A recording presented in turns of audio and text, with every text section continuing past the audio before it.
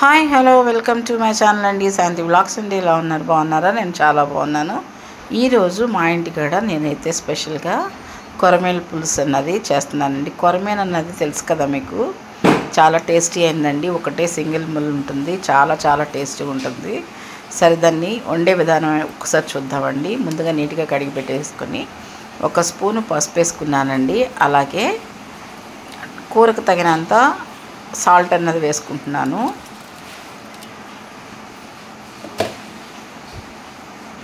మా ఇంటికాడ తెగ పని చేసేవాళ్ళు వీళ్ళు. అలాగే తగినంత కారం వేసుకోవాలండి.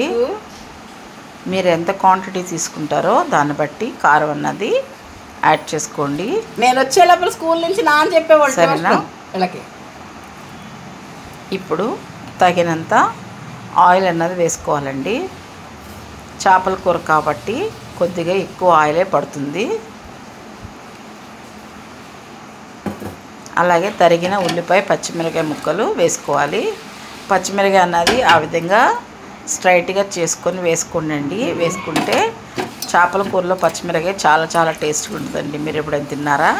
తింటే కామెంట్ రూపంలో తెలియచేయండి. అలాగే కొంచెం కొత్తిమీర, కరివేపాకు వేసుకోవాలి. ఈ మొత్తం కూడా ముక్కలకు బాగా పట్టే విధంగా మిక్స్ చేసుకోవాలండి.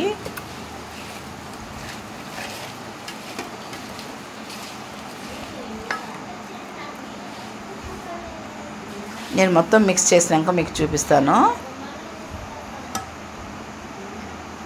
చూసారు కదా, ఆ విధంగా మొత్తం మిక్స్ చేసుకోవాలండి. ఇప్పుడు తగినంత చింతపండు అన్నది పోసుకోవాలి. జ్యూస్ అన్నది నేను ముందుగానే తీసి పక్కన పెట్టానండి. ఈ విధంగా ఒక 100 గ్రాముల చింతపండుని ఈ విధంగా నేను నానబెట్టి పులుసు తీసేసానండి. మేము కొంచెం పులుపు ఎక్కువగానే తింటాము.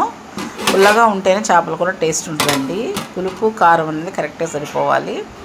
ఇప్పుడు స్టవ్ వెలిగించేసి స్టవ్ మీద ఈ విధంగా పెట్టేసి హైలో ఒక 10 నిమిషాలు ఉడకనిద్దామండి. ముందు చేపను ఎప్పుడైనా సరే హైలో పెట్టాలండి, తర్వాతే సిమ్లో పెట్టుకోవాలి. చూసారు కదండి, నేను ముందు కలిపేటప్పుడు అల్లం వెల్లుల్లి పేస్ట్ అనేది వేయలేదు కదా. ఎందుకంటే ముందు చేపల్లో అల్లం వెల్లుల్లి పేస్ట్ వేయటం వల్ల అడుగు పడుతుందండి చేపల కూర, అందుకని నేను వేయలేదు. ఇప్పుడు ఉప్పు కారాలు అన్నీ సరిపోయినాయి కాబట్టి ఈ స్టేజ్లో మనం అల్లం వెల్లుల్లిపాయ పేస్ట్ అనేది వేసుకుంటే ఆ ఫ్లేవర్ పడుతుంది కూరకి. అంతేకాదండి, అడుగు పట్టకుండా త్వరగా మనకు అవుతుంది కూర అన్నది. ఇప్పుడు ఇది బాగా కలిసే విధంగా నీట్గా గరిటె అనేది పెట్టకుండా చక్కగా గుడ్డతో పట్టుకొని చుట్టువైపులు కూడా చక్కగా ఈ విధంగా తిప్పాలండి. అలాగే ఒక స్పూన్ ధనియాలు, కొంచెం జీలకర్ర పొడి, అలాగే గరం మసాలా అన్నది నేను వేసేసాను మొత్తం కలిపి. ఇప్పుడు ఇది బాగా ఎగిరే వరకు కొంచెం చూసుకోవాలండి. అంతేనండి, కొద్దిగా ఎగిరిన తర్వాత మరీ ఎగరాల్సిన అవసరం లేదండి. ఒక్క 10 నిమిషాలు మూత పెట్టేసి ఉడకనిచ్చేద్దాం. అంతేనండి, చక్కగా ఎగిరిపోతుంది మనకు. చూసారు కదా, కూర చక్కగా ఎగిరిపోయి ఆయిల్ అన్నది మనకు బయటకు వచ్చేసింది కదండి. అంతేనండి, కూర మనకి రెడీ అయిపోయింది. స్టవ్ ఆఫ్ చేసి డిష్ అవుట్ చేసుకోవచ్చు. ఎంతో టేస్టీ అయిన కొరమేను పులుసు అన్నది ఈ విధంగా తయారు చేసుకోవాలండి. మీరందరూ కూడా కంపల్సరీగా ఇంటికాడ ట్రై చేస్తారు కదా. ట్రై చేసి మీకు ఏ విధంగా వచ్చిందో కామెంట్ రూపంలో నాకు కంపల్సరీగా తెలియచేయండి. సరేనా?